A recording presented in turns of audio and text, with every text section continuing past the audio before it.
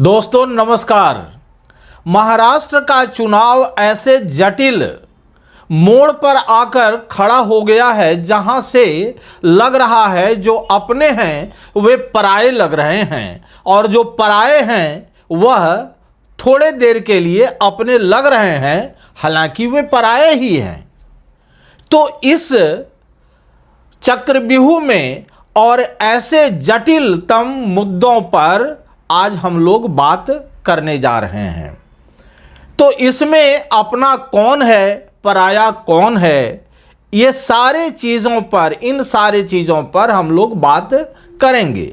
लेकिन इसके पहले कि हम वीडियो को स्टार्ट करें, आपसे नम्र निवेदन है कि आप इस चैनल को सब्सक्राइब करें और यदि यह वीडियो आपको अच्छा लगे तो इसे लाइक ज़रूर से ज़रूर कर दें और हाँ, अपने फ्रेंड सर्किल में इसे शेयर भी करें। तो चलिए हम लोग देखते हैं आज का वीडियो सही मायने में यह बता देगा कि बीजेपी के भीतर कितना छल प्रपंच भरा हुआ है। मने इनके हांडी में केवल 20 ही 20 है, कोई अच्छा चीज शायद ही मिलता होगा। ये एकदम विषाक्त करके रखे हुए हैं। ये कहते हैं जातिवादी राजनीति। जातिवादी राजनीति तो घनघोर ये करते हैं, घनघोर जातिवादी राजनीति ये करते हैं। समझ रहे हैं ना? हाँ। और दूसरे को पढ़ाते हैं कि जातिवादी राजनीति कर रहे हो। चलिए हम लोग स्टार्ट करते हैं।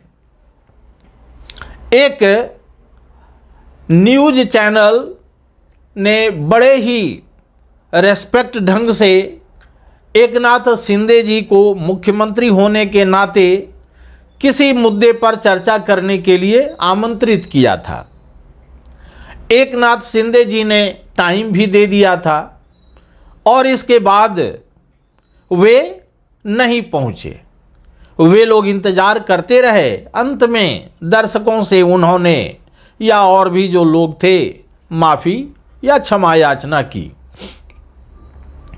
अब यहां पर क्या हो रहा है? एकनाथ शिंदे क्यों नहीं गए?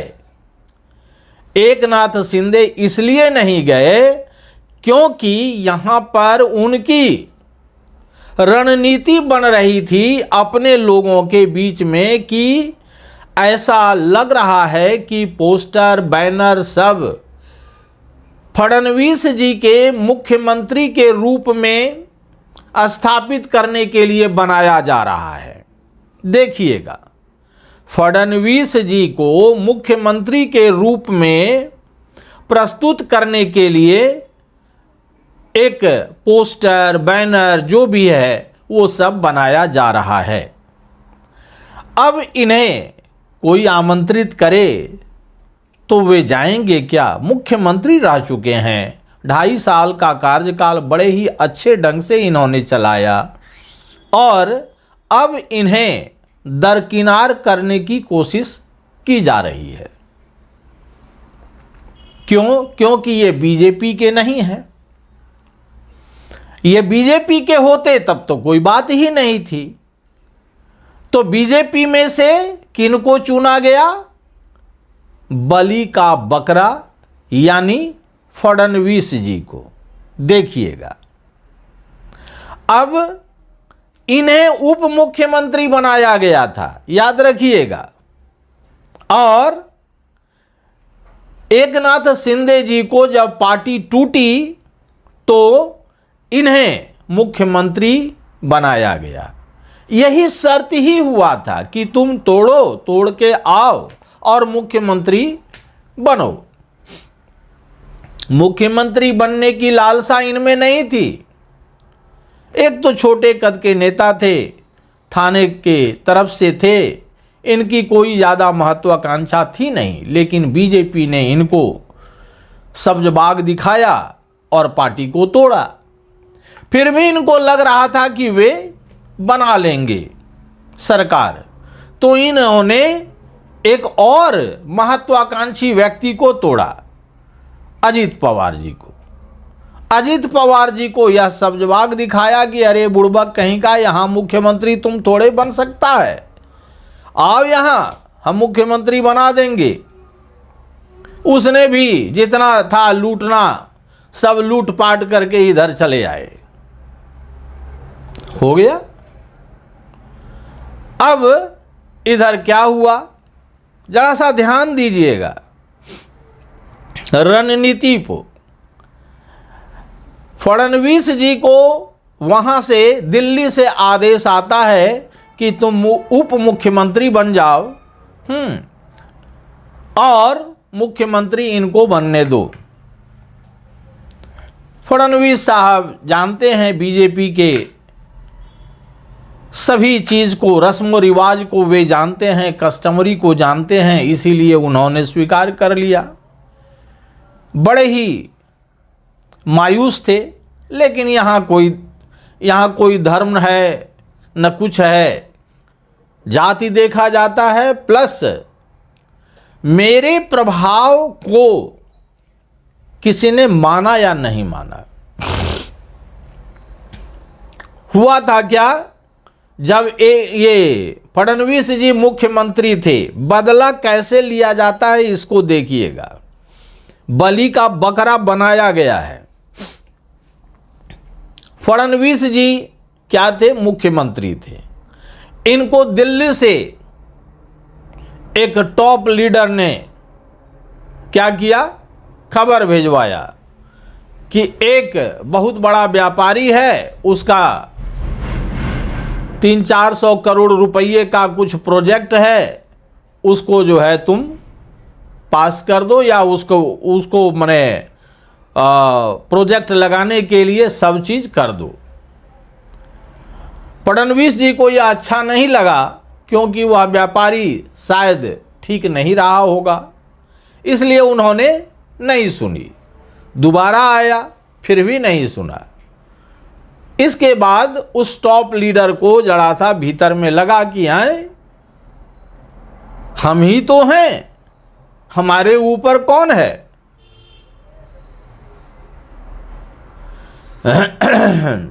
तो हम ही एक हैं, एकमात्र हैं, और हमारे ऊपर कोई है ही नहीं, और हमारी बात को इग्नोर कर रहा है। ठीक है, इग्नोर तो इन्होंने कर लिया। इसके बाद अब उनकी बारी थी, तो उन्होंने बदला ले लिया, उप मुख्यमंत्री बना दिया। अब जरा सा चलिए कि क्या ये सब चीज सब्जबाग है, जरा सा ध्यान दीजिएगा। ये सब्जबाग है कि पोस्टर बैनर बन रहा है किनका, फडणवीस जी का। फडणवीस जी को मुख्यमंत्री के पद पर यदि कुछ होगा भी तो नहीं बनाया जाएगा। क्यों नहीं बनाया जाएगा, इसके बारे में हम बात कर रहे हैं। होता तो बनाया जाता, लेकिन यहां मन में क्या है, मन में सारा चीज विष भरा हुआ है। किसी एक व्यक्ति, किसी एक जाति के एगेंस्ट में विष भरा हुआ है, तो वह कैसे होगा, यह होगा ही नहीं। तो इसीलिए यहां बताया गया, मीटिंग किया गया, सब चीज किया गया कि उस व्यक्ति को भी जिसे काटा जाएगा, उसको भी इस मीटिंग में शामिल करके बताया जा रहा है कि क्या क्या प्लानिंग है हमारा, कैसे जीतेंगे चुनाव। बीजेपी, एकनाथ शिंदे, अजित पवार, सभी लोग मिल बैठ करके जीतने के बारे में सोच रहे हैं, कैसे करेंगे।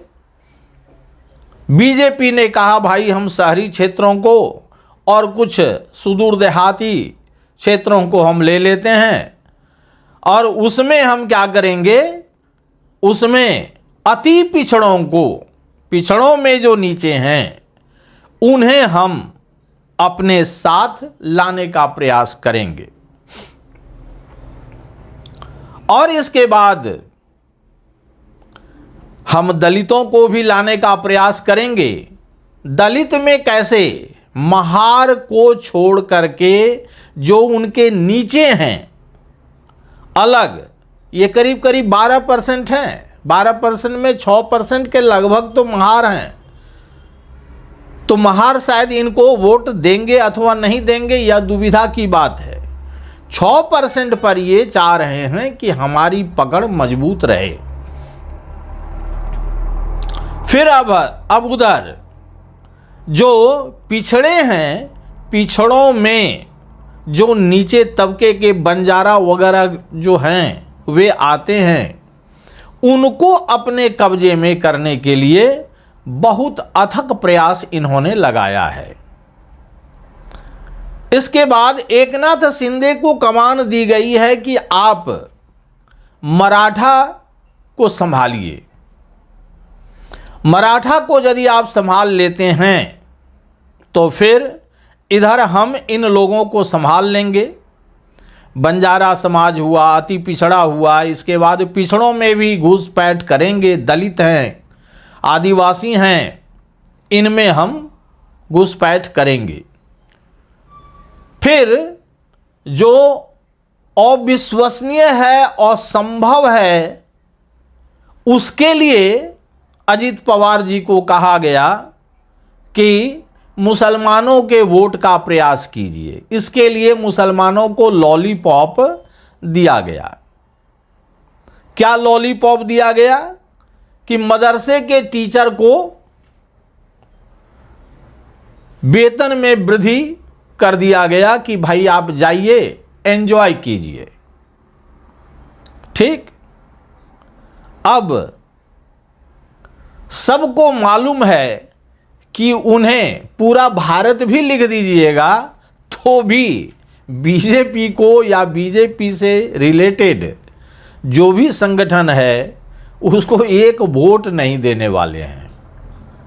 तो इसीलिए मैंने कहा कि ये असंभव चीज को संभव बनाने के लिए इन लोगों ने एक लॉलीपॉप वाला चलाया कि भाई आप सेकुलर साम्राज्य के सर्वे सर्वा हैं, जाइए कुछ वोट मिल जाएगा। यहाँ इनको वोट क्या घंटा मिलेगा, तो वोट तो मिलने से रहा। तो ऐसे करके इन लोगों ने बांटा कि हम लोग इस प्रकार से ऐसे छोटे छोटे भागों में हम लोग बांटेंगे, बांट करके और इसके बाद हमारी शासन आएगी। उसमें इन लोगों ने क्या किया है, 158 सीट पर बीजेपी लड़ने जा रही है। 148 सीट पर 80 सीट लगभग दिया गया है एकनाथ शिंदे जी को, 53 सीट दिया गया है इनको सेकुलर साम्राज्य के सर्वे सर्वा अजीत पवार जी को। तो ऐसा कुछ किया गया है और जो कुछ बचा खुचा है वे अपने जो घटक दल हैं उनको दिया गया है, छोटी छोटी पार्टियों को दे दिया गया है। अब प्रश्न उठता है कि ये यदि सोचते हैं कि हम पिछड़ों में माने सेंधमारी करेंगे, संभव है, हो सकता है। मराठा में सेंधमारी करेंगे तो इसमें जरा सा हमें दिक्कत है, क्योंकि वे मराठा लोग ये रिजर्वेशन के नाम पर इन्हें देंगे अथवा नहीं देंगे, यह बड़ी मुश्किल बात है। इसी में से हाँ, इनके पास अब मराठा का वोट लेने के लिए एक व्यक्ति हैं जो मराठा से ही हैं, इनके अतिरिक्त यानी एकनाथ शिंदे जी के अतिरिक्त, और वे बड़े ही कद्दावर नेता हैं, दानवे साहब हैं, है ना। तो वे जरा सा इधर, और वे फडणवीस जी से भी ज़्यादा सम्मानित नेता हैं। तो दानवे साहब को यहाँ लाया गया है, हालांकि अभी इसमें नहीं है, ये पीछे माने नेपथ्य में नहीं है, लेकिन फिर भी इनको अब आगे लाया जा रहा है। आगे इसलिए लाया जा रहा है क्योंकि मैंने क्या कहा, बलि का बकरा बनाने के लिए, है ना। यानी वे जब दानवे साहब आएंगे तो दानवे साहब के व्यक्तित्व को इतना ऊपर कर दिया जाएगा, एक्सपोज कर दिया जाएगा, जिससे कि इनकी छवि, फडणवीस साहब की छवि नीचे चली जाएगी और वे फडणवीस को उठा के फेंक देंगे। क्यों भाई? कहा जाता है कि महाराष्ट्र में ब्राह्मण को नहीं देखा जाता है। नहीं देखा गया तो कैसे मुख्यमंत्री थे? हाँ, ये अभी कहा जाए कि टॉप लीडर जो है वह ब्राह्मण को नहीं देखना चाहता है, इसीलिए ब्राह्मण के स्थान पर दूसरे नेता को इंट्रोड्यूस किया जाएगा और इसे कहा जाएगा, देखिए परिस्थिति ऐसी बनी, क्या करें, हम तो आपके साथ ही थे। मैंने कहा ना, विष भरा हुआ है, हम आपके साथ थे, लेकिन क्या करें, लाचार हैं, अब तो उपाय नहीं है। और इसके बाद इधर क्या किया जाएगा? एकनाथ शिंदे न घर के न घाट के, अपने घर के नहीं रहे, तोड़ के आए इधर, सरकार बन गई, है ना, सरकार बन गई, मुख्यमंत्री भी रहे। अब उन्हें कहा गया बैक टू पेवेलियन, आप जाइए, क्योंकि अब बीजेपी की सरकार बनेगी।